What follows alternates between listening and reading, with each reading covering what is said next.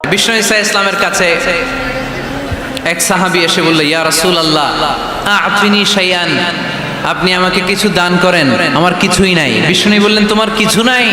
সাহাবী বললেন, ইয়া রাসূলুল্লাহ ঘরে আমার শুধু দুইটি জিনিস আছে। কয়টা? চিল্লায় বলেন, কয়টা?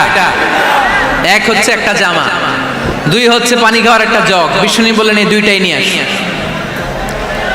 বিশ্বনবীর কথা শুনে ওই সাহাবী ঘর থেকে জামা নিয়ে আসলেন, পানি খাওয়ার জগ নিয়ে আসলেন।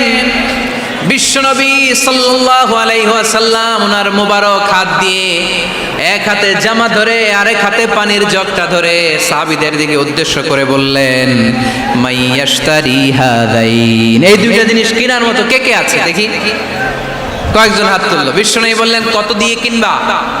এক সাহাবী বলে, ইন্নী আশতারিহিমা বিদিরহাম, ও নবী যদিও এগুলো আমার দরকার নাই, কিন্তু আপনি যেহেতু নিলামে ডাক তুলেছেন, ইয়া রাসূলুল্লাহ ইয়া হাবিবাল্লাহ, আপনার সম্মানে আমি 1 দিরহাম দিয়ে দুইটা জিনিস কিনে নেব। 1 দিরহাম, একটা জামা, একটা পানি খাওয়ার জগ, দাম কত? 1 দিরহাম। বিশ্বনবী বললেন, না না, 1 দিরহাম তো অনেক কম হয়ে যায়, মাইয়াজিদু আলা যালিক, এর চেয়ে বেশি দামে কে কিনবা? আরেক সাহাবী হাত তুলে বলতে লাগলো, ইয়া রাসূলুল্লাহ ইয়া হাবিবাল্লাহ ওয়া ইন্নী আশতারিহিমা বিদিরহামাইন, আমি এই জামাটার পানি খাওয়ার জগটা 1 দিরহাম নয় 2 দিরহামের বিনিময়ে কিনতে চাই। বিষ্ণু ঈসা ইসলাম ওই সাহাবাকে দিয়ে দিলেন।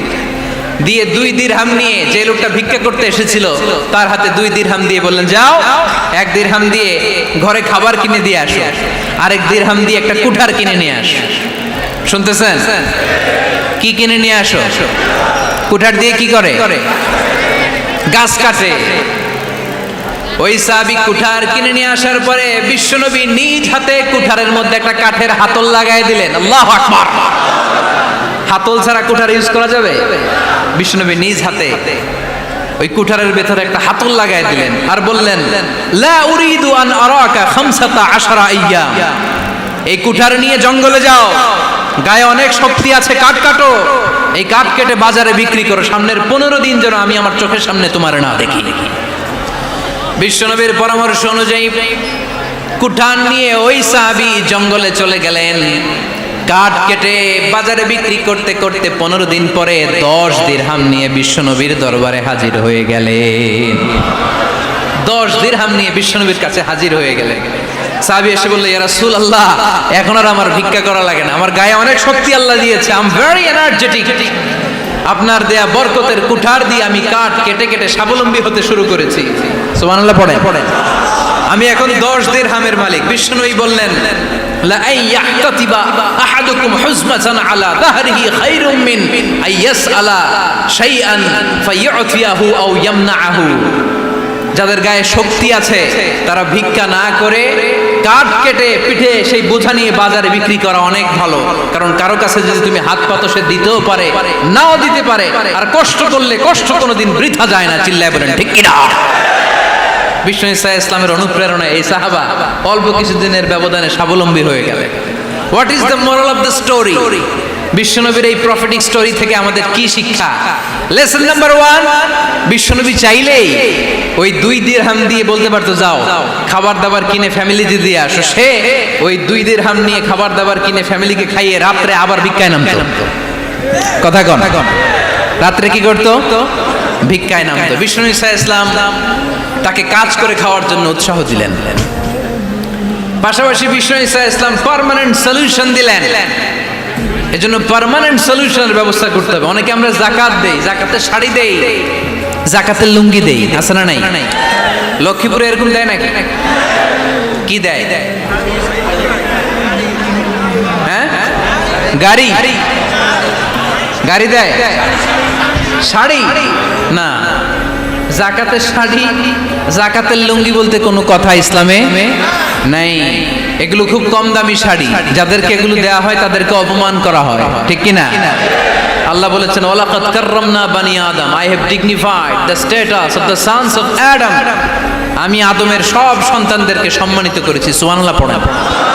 আপনাদের চেয়ে সম্মানিত কেউ আছে?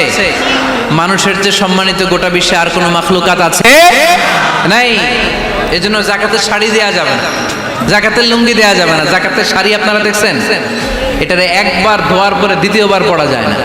মশারি কি পাতলা, এর চেয়েও পাতলা। এই জন্য জাকাতের শাড়ি, জাকাতের লুঙ্গি বলতে ইসলামে কোনো পরিভাষা নাই।